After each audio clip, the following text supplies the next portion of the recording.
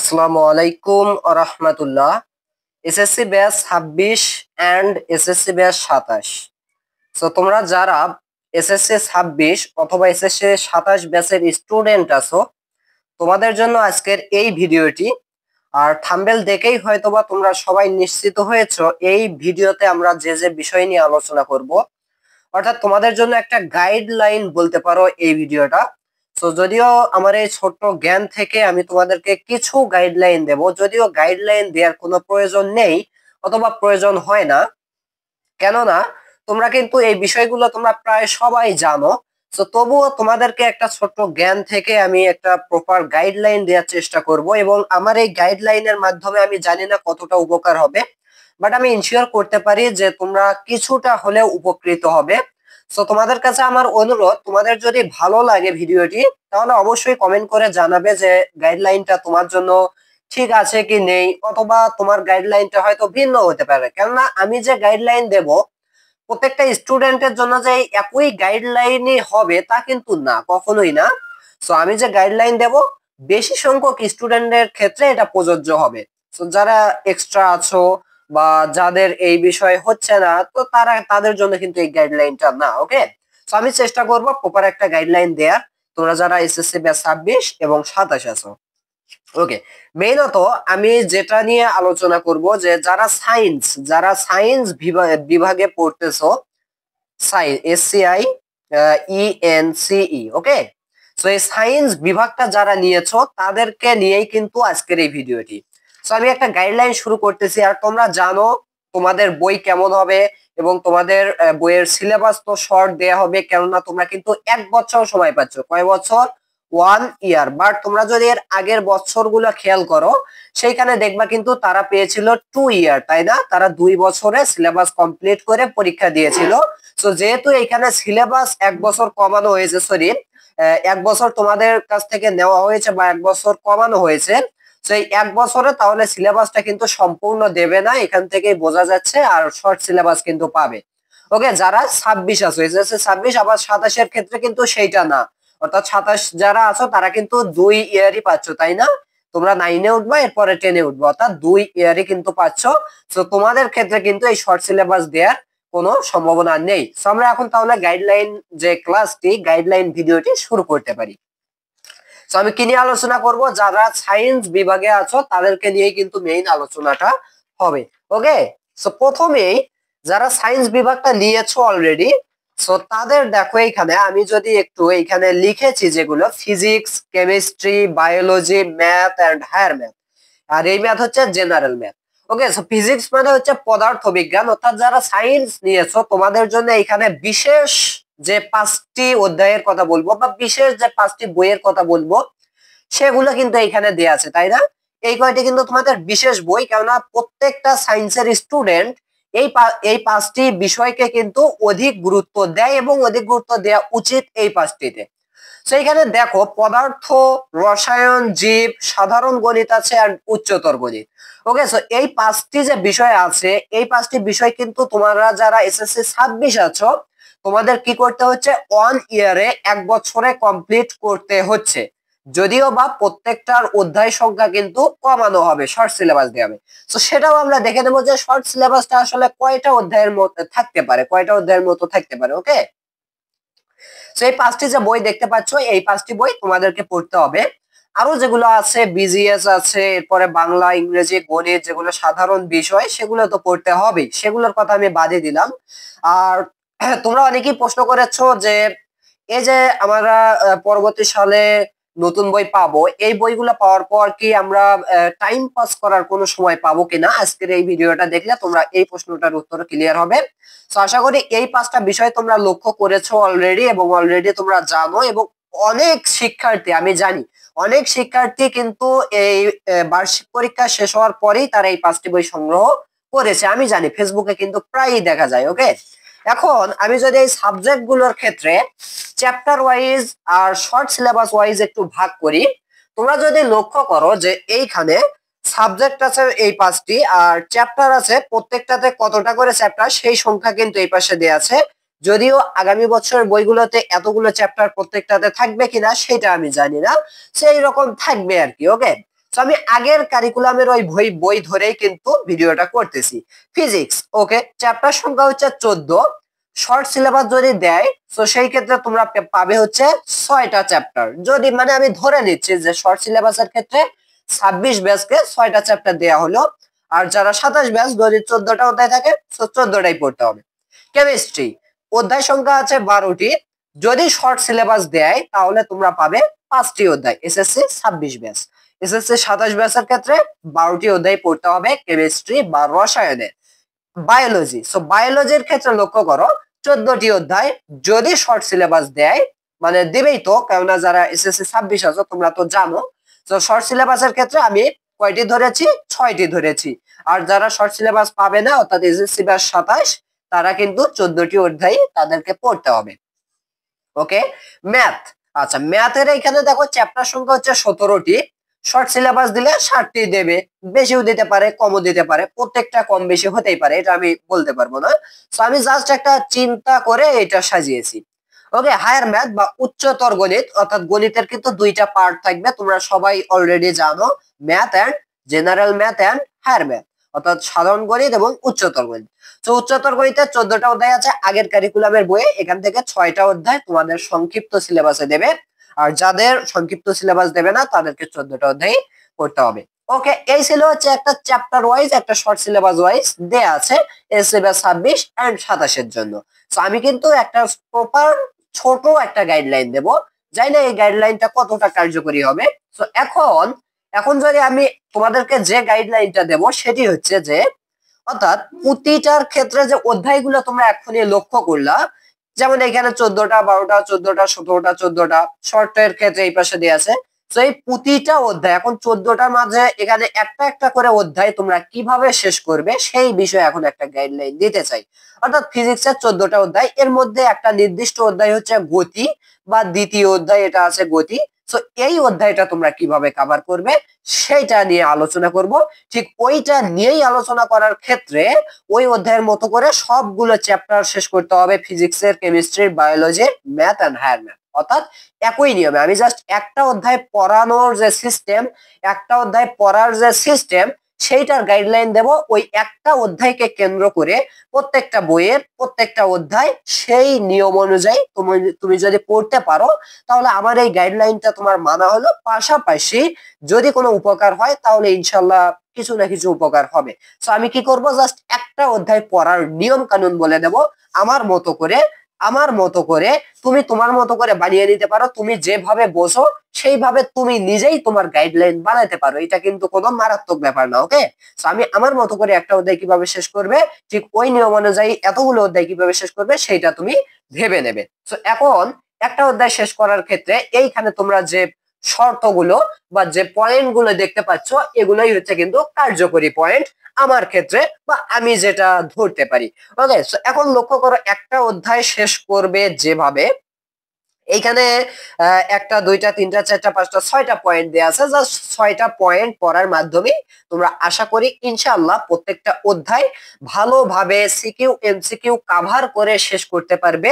আর কিভাবে ক্লাস করবে, আমাদের চ্যানেলে কি কি ক্লাস ভিডিওগুলো পাবে, এ বিষয় নিয়েও কিন্তু হালকা আলোচনা করব। ওকে, সো লক্ষ্য করো একটা অধ্যায় যেভাবে পড়বে, এই ক্ষেত্রে আমি নির্দিষ্ট একটা অধ্যায়কে ধরে নিতেই চাই। যেমন আমি যদি তোমাদের ফিজিক্স বই যেটা আছে, তো সেই ফিজিক্স বইয়ের যদি গতি অধ্যায়টা ধরি, এই গতি অধ্যায়টা যেভাবে পড়ার কথা আমি বলবো, একই ভাবে তোমরা সবগুলো অধ্যায় সব বইয়ের পড়ে নিবা। ওকে, সো আমি তো আর সবগুলো অধ্যায় একই ভাবে বলতে পারবো না, তাই না? তো আমি জাস্ট একটা অধ্যায় দিয়ে উদাহরণ দিচ্ছি, আশা করি তোমরা মনোযোগ সহকারে কিছু শুনবে। ওকে, এখন এইখানে লক্ষ্য করো যে প্রথম যে পয়েন্টটা সেটা হচ্ছে প্রতিটি অধ্যায়ে থাকা টপিক গুলো আলাদা আলাদা করা। ওকে, ব্যাপারটা একটু বুঝতে হবে। যেমন আমাদের এইখানে ফিজিক্সের দ্বিতীয় অধ্যায় হচ্ছে গতি, তাহলে এই অধ্যায়ে থাকা বিভিন্ন টপিক আছে। তো সেই টপিক গুলোকে ভালোভাবে বুঝে সেই টপিক গুলোকে আলাদা আলাদা করতে হবে। তো আমরা যদি এই গতি অধ্যায়টা একটু লক্ষ্য করি, দেখি এখানে টপিক গুলো কি কি। তো দেখো, তোমরা একটু ভালোভাবে লক্ষ্য করবা। প্রথমেই দেখো গতি, এইখানে কিছু কথা আছে যেটা হচ্ছে আমাদের জীবনে কেন গতি প্রয়োজন বা কি কার্যকরী, কিভাবে কার্যকরী সেইটা।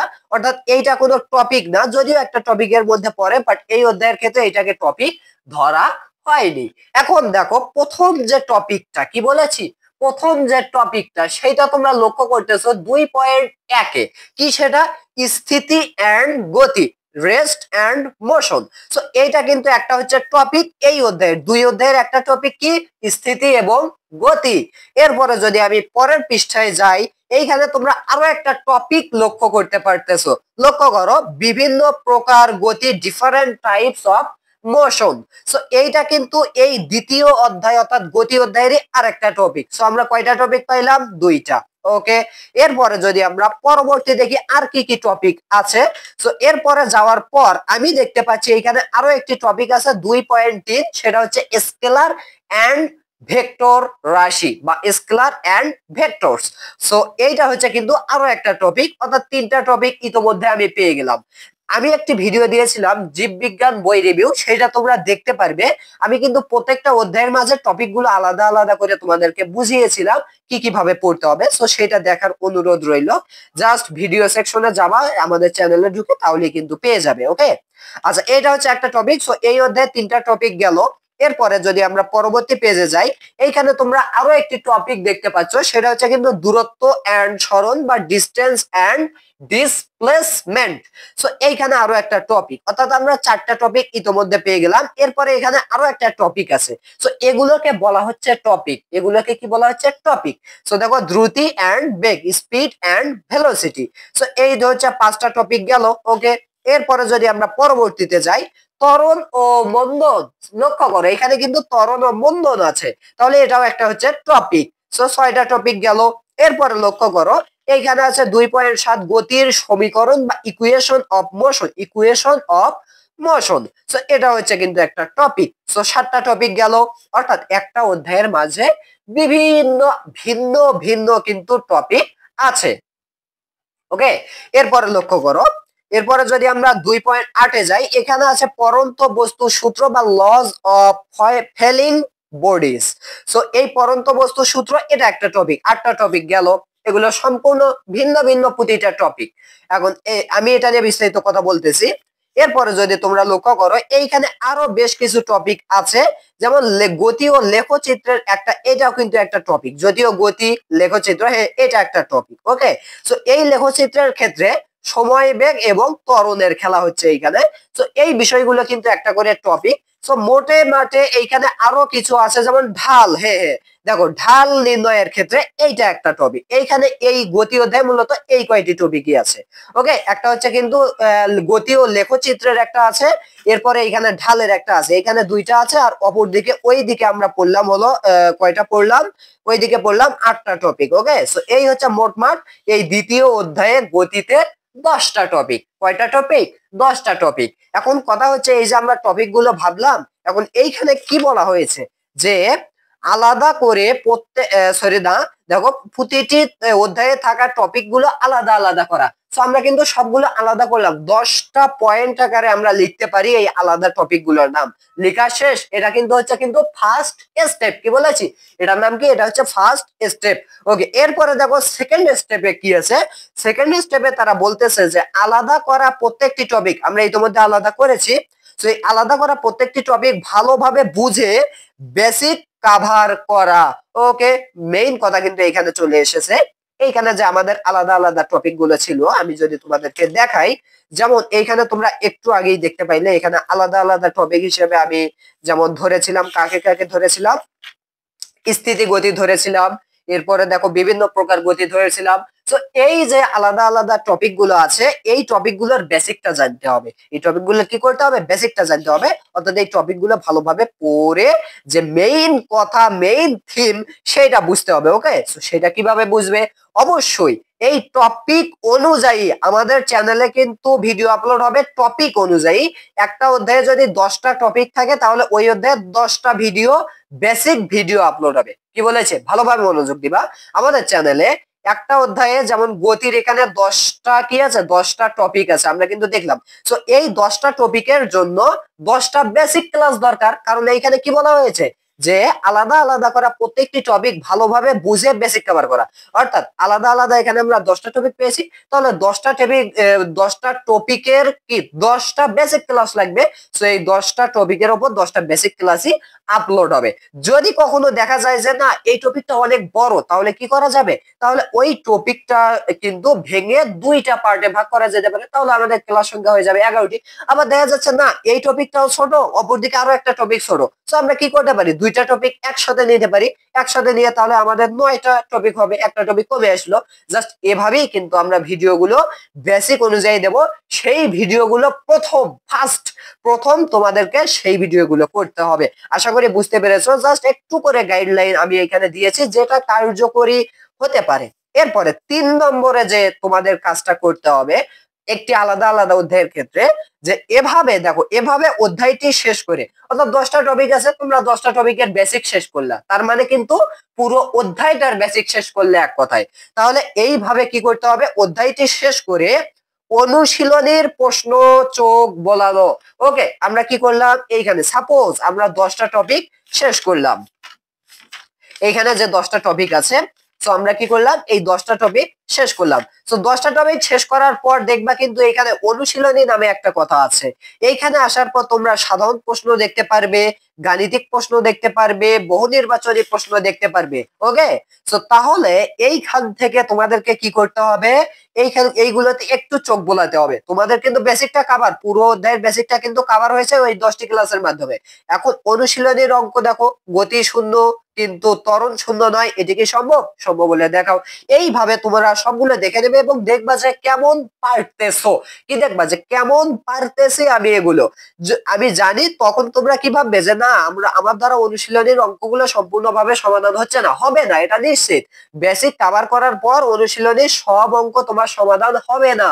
কেমন করে হবে, আরো যে পয়েন্ট গুলো আছে এগুলো পড়তে হবে। সো এটা হচ্ছে 3 নং পয়েন্ট, অর্থাৎ বেসিক পুরোটা কভার করার পর এক ঝলক শুধুমাত্র চোখ দিয়ে প্রশ্নগুলো দেখবা, এটা হচ্ছে কিন্তু 3 নম্বর পয়েন্ট। ওকে, এরপরে আসি 4 নম্বর পয়েন্ট। ওকে, তো দেখো 4 নম্বর পয়েন্টে তোমার কাজ কি হবে, 4 নম্বর পয়েন্টে তোমার কাজ হবে এবার এই অধ্যায় থেকে। তো তুমি কি করেছো, অনুশীলনীর অঙ্ক কিন্তু চোখ বুলিয়েছো, প্লাস পুরো অধ্যায়টার বেসিক কভার করেছো। এখন এবার এই অধ্যায় থেকে প্রয়োজনীয় টপিক গুলো, মানে টপিক কিন্তু আমরা গতি অধ্যায় পেয়েছিলাম 10টা, এর মধ্যে থেকে যেগুলো প্রয়োজনীয়, এখন প্রয়োজনীয় আবার কোনগুলো, তো লক্ষ্য করো, প্রয়োজনীয় গুলো হচ্ছে যেগুলো থেকে সৃজনশীল আসে। যেমন যেমন কি সেগুলো তোমাদেরকে বাছাই করতে হবে, এখন বলবা সেগুলো আমরা কোথা থেকে বাছাই করবো সেটাও বলতেছি। ওকে, সো লক্ষ্য করো যেগুলো থেকে সৃজনশীল আসে, তাহলে আমি দেখলাম যে এখানে 10টা টপিক আছে। প্রথম টপিক স্থিতি এবং গতি। তো আমি যখন বলবো যে কোনটা বাছাই করবে, এখানে কিন্তু স্থিতি এবং গতি থেকে সৃজনশীল আসে না, মানে এটা থেকে সৃজনশীল আসার সম্ভাবনা থাকে না। মানে উদ্দীপকটা আসলে সৃজনশীলের যে উদ্দীপকটা সেটা কিন্তু এই স্থিতি এবং গতিকে সাধারণত নির্দেশ করে না। মানে এই অধ্যায়েরই গুরুত্বপূর্ণ কিছু টপিক আছে, সেখান থেকেই সাধারণত সৃজনশীল গুলো এসে থাকে। বিভিন্ন প্রকার গতি না, এটা থেকেও কিন্তু আসে না। এরপরে যদি আমি যাই স্কেলার ও ভেক্টর রাশি, না এটা থেকেও কিন্তু উদ্দীপক পাওয়া যায় না। এখন বলবো আমরা কিভাবে পাবো, সেটা তো একটু পরে বলতেছি। দূরত্ব সরণ, না এইখান থেকেও আমরা সৃজনশীল পাই না, এই অধ্যায়ের এই টপিক থেকেও পাই না। দ্রুতিবেগ এই টপিক থেকে পাই, এই টপিক থেকে মাঝে মাঝে খুব অল্প পরিমাণে, তো এটাও পাই না, এক কথা এটাও পাই না। এরপরে ত্বরণ বন্ধন, না এটাও পাই না, কেননা এখানেও খুব মাঝে মাঝে খুব ছোট প্রশ্ন যেগুলো অত্যন্ত সহজ বিষয় সেগুলো সাধারণত পেয়ে থাকি, বাট খুব কম। এরপরে যদি আসি গতির সমীকরণ, হ্যাঁ এই যে আমরা মেইন জিনিসটা পেয়েছি, এই অধ্যায়ের গুরুত্বপূর্ণ টপিক হচ্ছে গতির সমীকরণ। এই টপিকটা তোমাকে আবার পড়তে হবে, কারণ এই অধ্যায় থেকে যদি তোমরা সৃজনশীল দেখো, এখন বলবা যে আমরা কোথা থেকে খুঁজে পাবো যে সৃজনশীল কোন টপিক থেকে আসে। তো সেজন্য তোমাদেরকে এই যে আমাদের এই টিউটোরিয়াল চ্যানেলে কি করতে হবে, তোমাদের বিভিন্ন অধ্যায়ের সৃজনশীল ক্লাসগুলো করে দেখতে হবে কি রিলেটেড সৃজনশীল দিয়েছে। অপরদিকে তোমাদের সাপ্লিমেন্ট বা টেস্ট পেপার থাকলে সেখানটা খুলে দেখতে হবে যে এই দ্বিতীয় অধ্যায় গতি থেকে কি কি আমাদের প্রশ্ন এসেছে। যে যে প্রশ্নগুলো এসেছে দেখবা বেশিরভাগ আমি কিন্তু এখানে কিসের কথা বলতেছি, সিকিউ এর কথা, এমসিকিউ কিন্তু না, সিকিউ বেশিরভাগ এসেছে এই গতি সমীকরণ থেকে। তার মানে তুমি চিন্তা করলে যে গতি সমীকরণ হচ্ছে এই অধ্যায়ের মোস্ট ইম্পর্টেন্ট টপিক। সো কি করবা তাহলে, তুমি এই গতি সমীকরণ যে বিষয়টা আছে এইটার কিন্তু এটা যেহেতু গুরুত্বপূর্ণ, সো এইটার আবারও বেসিক তুমি শেষ করে নিবা। দেখো এইটার আবারও বেসিক শেষ করে নিবা, ওকে। এরপরে পরন্ত বস্তু সূত্র, এটাও কিন্তু গুরুত্বপূর্ণ। তার মানে এই টপিকটা আরো যে টপিক আছে, যেমন এইখানে ঢাল নির্ণয়ের একটা টপিক আছে, তো সেই টপিকটা, এই তিনটা টপিক যেহেতু বেশি গুরুত্বপূর্ণ এবং তোমরা যদি সৃজনশীল লক্ষ্য করো এই তিনটা টপিক থেকে আসে, তাহলে তোমাদেরকে কি করতে হবে, এই তিনটা টপিক, দেখো এই তিনটা টপিক কি করতে হবে, আবারও বেসিক কভার করে কিভাবে সৃজনশীল সমাধান করবে তা ধারণা করো।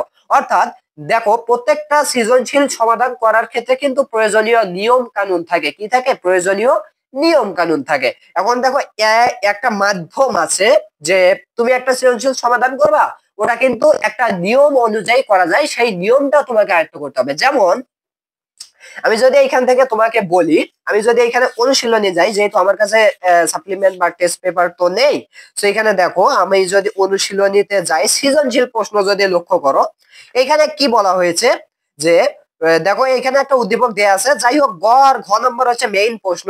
তো এখানে আছে প্রথম 5 মিনিটে গাড়িটির অতিক্রান্ত দূরত্ব নির্ণয় করো। তো প্রশ্নতে বলা হয়েছে যে অতিক্রান্ত দূরত্ব নির্ণয়ের কথা।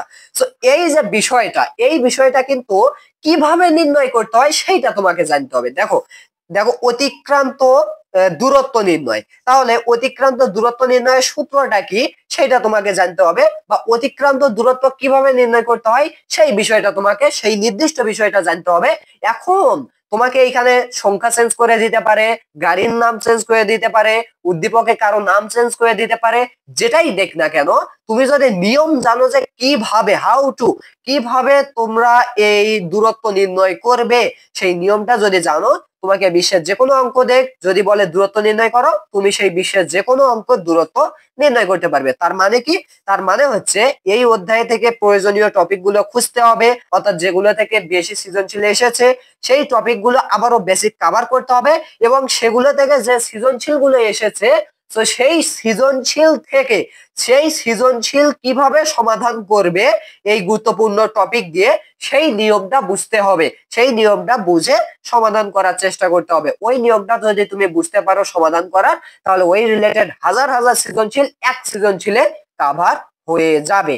ওকে, এরপরে আসি ভি নম্বর, যে তোমাদের যে বিষয়টা জানতে হবে, যে গাইডলাইনটা আছে, সেটা হচ্ছে টেস্ট পেপার সাপ্লিমেন্ট বের করে সৃজনশীল প্রশ্নগুলো দেখা। তুমি তো পুরো অধ্যায়টা একবার বেসিক সহ কভার করলে, পুরো আমি যদি আবার রিপিট করি, পুরো অধ্যায়ের বেসিক গুলো মানে টপিক আলাদা করলে, সবগুলো টপিক পরে বেসিকটা কভার করলে, এরপরে কি করলে অনুশীলনীতে চোখ বুলিয়েছো অলরেডি, এরপরে কি করলে, এরপরে তুমি করলে হচ্ছে গুরুত্বপূর্ণ টপিক গুলো আবারও বেসিক সহ, সেগুলো থেকে যে সৃজনশীল আসে সেটাও আবারও দেখে দিলে। এরপরে তোমার কাজ হচ্ছে কি, টেস্ট পেপার সাপ্লিমেন্ট বের করে সৃজনশীল প্রশ্নগুলো দেখো, সেখানে কি কি কোন বোর্ডে কোন প্রশ্নটা বারবার এসেছে, কোন প্রশ্নটা অধিক গুরুত্বপূর্ণ, সেই প্রশ্নগুলো বারবার দেখো এবং সমাধান করো। এবং কি করতে হবে, সমাধান করার চেষ্টা করতে হবে। বা তুমি যেহেতু বেসিক পড়ে নিয়েছো এবং তুমি গুরুত্বপূর্ণ টপিক গুলো বাছাই করে সৃজনশীল সমাধানের টেকনিকটা জানিয়েছো, মানে জেনেছো, সুতরাং তুমি যদি এই টেস্ট পেপার বা সাপ্লিমেন্টের প্রশ্নগুলো দেখো, সেখানকার প্রশ্নগুলো খুব সহজে তুমি সমাধান করতে পারবে। কেননা সেখানে যে প্রশ্নগুলো আছে সেগুলো করার নিয়মটা কিন্তু তুমি অলরেডি জেনেছো। যদিও কিছু এক্সট্রা বা আলাদা ভিন্ন ধর্মী কিছু প্রশ্ন থাকে, সেগুলোর কথা আলাদা।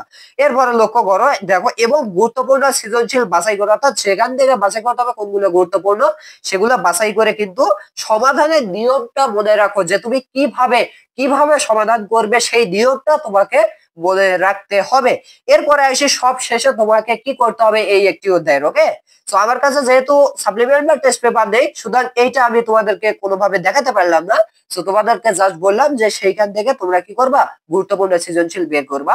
আর এরপর দেখো সব শেষে এমসিকিউ কভার করার জন্য, এগুলো তো সব গেল সিকিউ এর জন্য, এগুলো সব কি গেল সিকিউ এর জন্য বা সৃজনশীল প্রশ্নের জন্য। বাট এমসিকিউ তাহলে কি করবে, এমসিকিউ কভার করার জন্য তোমাকে আবার কি করতে হবে, দেখো পুরো অধ্যায়টা, অর্থাৎ এই যে গতি অধ্যায়টা আছে, বা তোমাদের ক্ষেত্রে যে কোনো একটা অধ্যায় এই একই নিয়মে প্রত্যেকটা অধ্যায় তুমি পড়বা, ওকে। সো এই যে গতি অধ্যায়টা আছে, সো পুরো অধ্যায়টা রিভিশন করা, পুরো অধ্যায়টা স্থিতি গতি আর একবার দেখে নিবা ভালোভাবে, এরপরে বিভিন্ন প্রকার গতি দেখে নিবা, ওকে। এরপরে দেখো রিভিশন করা প্লাস ওয়ান শর্ট ক্লাস করা। ওয়ান শর্ট ক্লাস আবার কোথায় পাবে? সো ওয়ান শর্ট ক্লাস কিন্তু অবশ্যই আমাদের যে বেসিক যে এই অধ্যায়ের ক্ষেত্রে 10টা আমি দেখাইলাম, সেই 10টা তো আপলোড হবেই। এরপরে কি হবে? এরপরে কিন্তু ওয়ান শর্ট ক্লাস আপলোড হবে, অর্থাৎ এক ঝলকে পুরো অধ্যায়ের কিন্তু একটা আলোচনা আসবে, সেই ক্লাসটা করবা। তাহলে কি হবে? এইটা কিন্তু কমপ্লিট হলো। এরপরে যেটা দেখো সিকিউ এমসিকিউ, সেগুলোর জন্য আলাদা আলাদা ক্লাস আসবে। অর্থাৎ আমি যদি সেইটা আমি আমার চ্যানেলের ক্ষেত্রে বলি আমি কি কি করব, প্রথমে প্রত্যেকটা টপিক ওয়াইজ যেমন আমি গতি দেখিয়েছি, গতি অধ্যায়টি দেখিয়েছি, এই একই নিয়মে তোমরা সবগুলো অধ্যায় চিন্তা করবা। তো গতি অধ্যায়ে আমি ভাগ করে দিয়েছি 10টা টপিক, এবং 10টা টপিক আমি কিন্তু ধারাবাহিকভাবে লিখেছি।